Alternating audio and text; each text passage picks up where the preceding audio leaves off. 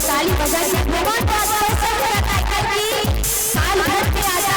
जन्माष्टमी, तो हम लोग को क्या करना चाहिए?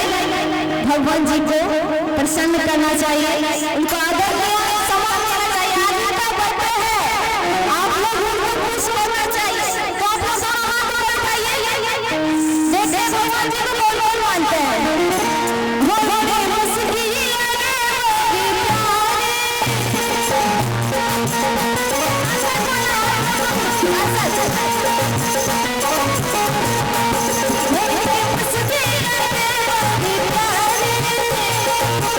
चाची लोग आप ताली हो जाए।